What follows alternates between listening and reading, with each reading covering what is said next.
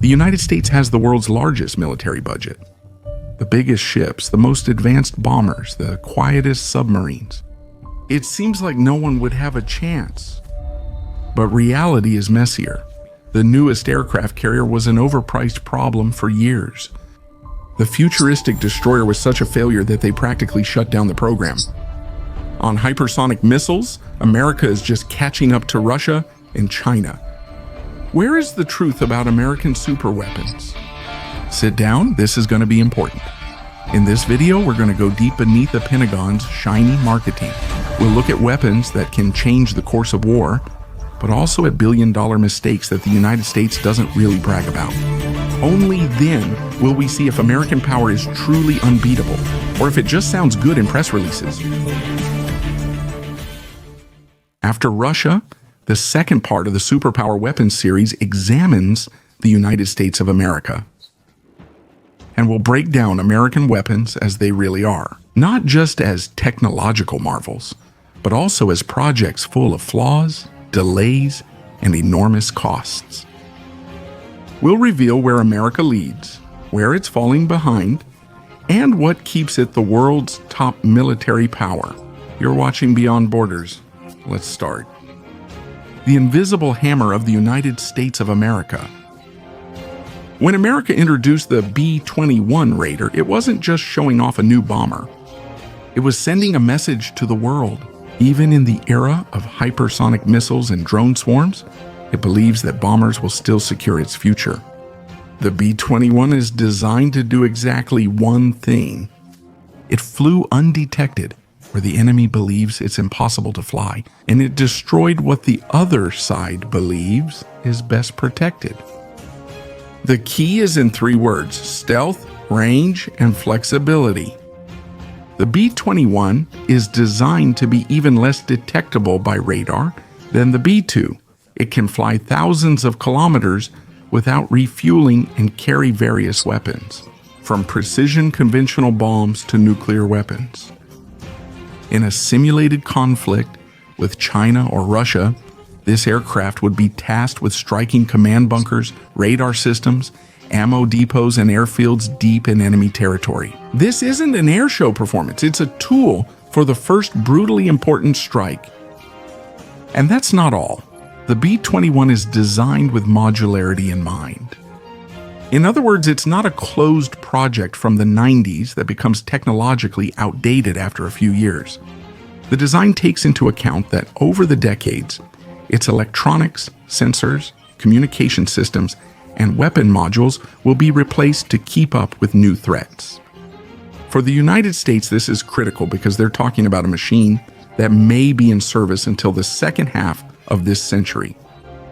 The United States plans to acquire at least 100 B-21 bombers, with the actual target number possibly rising to 145 or more units. But here comes the downside. The B-21 project is very costly.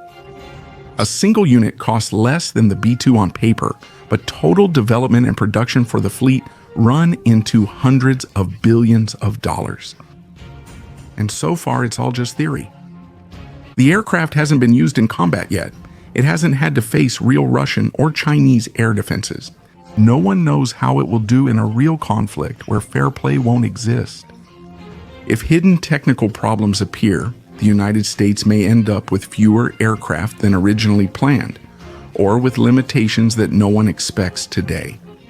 Also, stealth hasn't been like a magic cloak of invisibility for a long time. Russia and China are developing radars using various frequencies on passive sensors on a network of drones and satellites designed to help detect even low visibility targets. The B-21 must compete with an entire integrated reconnaissance system, not just a single radar. The Americans are addressing this by integrating the bomber into a larger network. It will be connected with satellites, drones, fighter jets, and cyber attacks designed to blind the enemy even before the B-21 gets close. Despite all the uncertainties, the B-21 is still one of the main reasons why both Moscow and Beijing have to think twice about how they build their air defense. Knowing that the enemy has a machine that can potentially fly through your most secret zones and destroy your headquarters changes the way you plan a war. And that's exactly what the United States of America is counting on the psychological effect that their bombers are a threat that's not easy to calculate. But even the best bomber is still just one layer. The real insurance of American power isn't the machines in the air, but the weapons you'll never see, because they're hidden hundreds of meters below the surface. And that's where we're going to look now. A silent guarantee from the depths. If there's a weapon that has kept the United States of America on top for decades, it's not a bomber or a fighter jet. It's silence. Silence, deep beneath the surface, where machines move that are talked about the least, but possess the most terrifying power in the world. 14 American Ohio-class strategic submarines. These giants aren't dramatic. Cameras don't see them, they don't appear at air shows, and the average person practically doesn't know about them. But they are the real foundation of American military power. Each carries Trident ballistic missiles, capable of striking targets thousands of kilometers away with accuracy once unimaginable for this weapon type. If someone attacked the United States with nuclear weapons, it would be the submarines that would survive and strike back. That's not all. With Trident missiles, we're not dealing with an ordinary weapon. It can carry multiple nuclear warheads, each of which can hit a different target. One submarine salvo could wipe out military formations or large cities. This is why neither Russia nor China wants to risk a total war with the United States. No air defense, no radar, no miracle technology can protect you against submarines. They can be anywhere and strike any time, and we can hardly find them. But there are weaknesses here too. The Ohio class is old, with some submarines serving over 30 years. Maintenance costs billions, and their stealth is no longer as perfect as it used to be. Moreover, more and more countries are developing underwater drones and new sonar systems that could be game changers in the future. That's why the United States is building a new generation of strategic submarines, the Columbia class. They will be bigger, quieter, and built to serve until the 2080s. But until the Columbia takes over, the world relies on the legacy of the Ohio class. And even though these machines are aging, their combination of stealth, range, and nuclear power is still unmatched. It's a weapon that remains unseen but controls everything. Without it, American strategic bombers and land-based missiles wouldn't make sense. It's the submarines that are the element guaranteeing that if someone tried to completely take America out with a first strike, they wouldn't succeed. But modern war isn't decided only in the depths of the oceans. More and more, it's also being decided where weapons don't have engines humming, but where machines fly that try to be just as invisible as the B-21, only smaller, faster, and much more numerous. That's where the next chapter leads. A flying computer. From the dark depths of the ocean, we now move to the place where most modern warfare takes place, into the air. And there, the aircraft that dominates today is probably the most polarizing of all, the F-35 Lightning. To some, it's a symbol of American technological superiority. To others, it's an overpriced failure. The truth is somewhere in between. The F-35 isn't a typical fighter jet. It's a flying sensor platform, essentially a computer with wings. Old machines showed only what the pilot saw and radar detected, but the F-35 combines data from dozens of sources to create a full battlefield picture. It scans the sky, the ground, the sea, intercepts radio communications, detects radars, and combines all this data into one clear picture. That's its real super weapon. Situational awareness. An overview of what's happening that the opponent simply doesn't have. And that's not all. The F-35 is stealthy. While not as stealthy as the F-22 or B-2, it's still much harder to detect than typical fourth-generation fighters. That means it can fly closer to enemy defenses, launch guided missiles, or direct attacks by other aircraft, and the opponent often has no idea where the strike came from. Combined with data links to other aircraft, ships, and ground systems, the F-35 becomes the center of a network that controls the entire mini battlefield. But this story also has a dark side. For years, the F-35 has symbolized delays, technical issues, and budget overruns. The unit price has fallen since the start, but it's still a costly system with complex maintenance and infrastructure needs. Software bugs, problems with the pilot's helmet, limitations during supersonic flights, unresolved weapon blocks, these are all real issues that the Pentagon and its partners have dealt with, and some are still being addressed today. Critics say that the program has become so big and politically important that no one has the courage to stop it anymore. Nevertheless, the F-35 is selling like hotcakes. The United States of America, European allies, Japan, South Korea, Israel, dozens of countries have ordered or are already operating this aircraft. Why? Because there is practically no alternative. If you want a fifth-gen stealth fighter of the generation that is in serial production and has the support of a large ecosystem, it's the F-35 or nothing. That makes it more than just a weapon. It's also a political tool.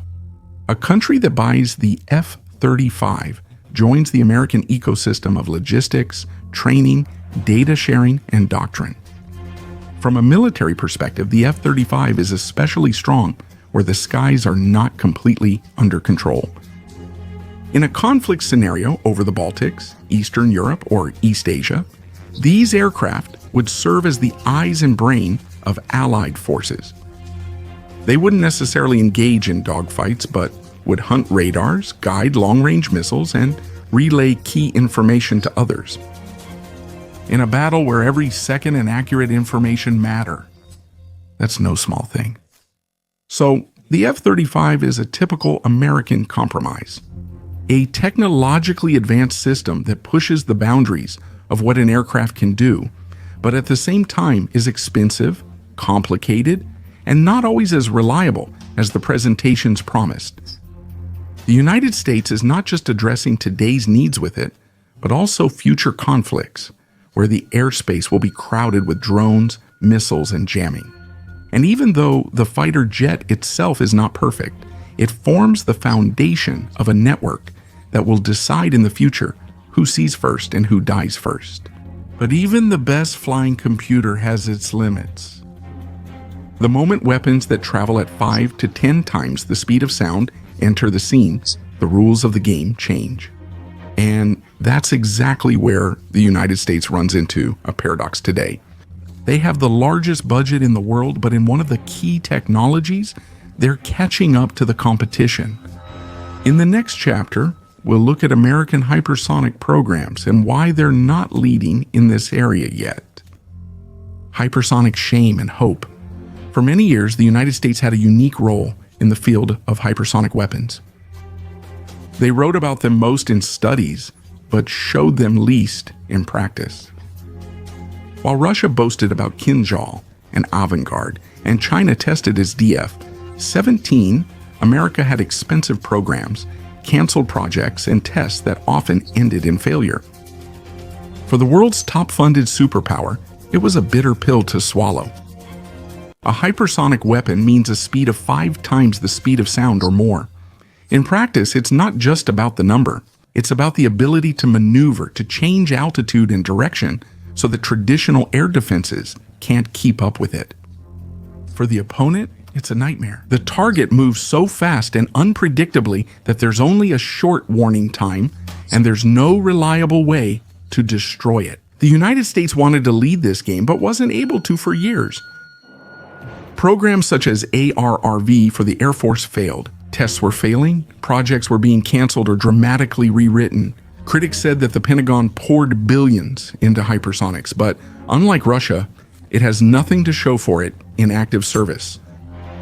It's true that for certain systems in development, Moscow and Beijing were ahead. They had hypersonic glide vehicles and short to medium-range missiles before Washington. But this story has a second half which you don't hear about as often. The Americans are not building hypersonic weapons as isolated projects, but as part of an entire system: intelligence, satellites, sensors, and precision guidance. The point of these missiles is not just to hit the target, but to do it precisely in a coordinated way and at the right moment. That's why they're pushing programs like long-range, hypersonic weapons for the Navy and Army, which are meant to strike ships, bases, and air defense systems at distances of hundreds to thousands of kilometers. That's not all. The United States is well aware hypersonics are a double-edged sword. The very same weapons they can use against the enemy can also be used against them. So, while developing their missiles, they're also creating hypersonic defenses. New sensors, higher resolution satellites, and missiles for intercepting targets in the upper atmosphere. In the future, success won't just depend on faster missiles, but on who can better observe and respond to hypersonic flights. Nevertheless, a simple fact remains. In this area, America does not dominate as much as it would like to. Russia and China have already demonstrated their systems, while the United States of America is still testing and refining hypersonics. This is an unwelcome shift for the American military, as they are no longer the automatic technological leader. For the rest of the world, this serves as a warning. Even if Washington lags today, its vast industrial capacity and budget could change the rankings in a few years. Hypersonic missiles show that even the United States can have a technological lag, but at the same time, they indicate where future warfare is heading, towards extreme speeds, minimal reaction times, and complete dependence on sensors and data. That's where the story begins of another weapon meant as a symbol of the future, but also showing how a top-tier project can face reality. That weapon is the destroyer Zumwalt. Today's video showed the first part of the American superweapons analysis. I'll publish part 2 on Saturday, the 29th, November 2025 at 6 o'clock post Meridian. There, I'll discuss more deadly weapons. Also, the massive billion-dollar Navy fiasco. Great powers, super weapons, technologies that determine wars. If you liked the video, I'd appreciate a like, and be sure to subscribe so you don't miss the next ones I'm working on. You can support my work by showing gratitude. To help the video reach more people, click praise. Thank you.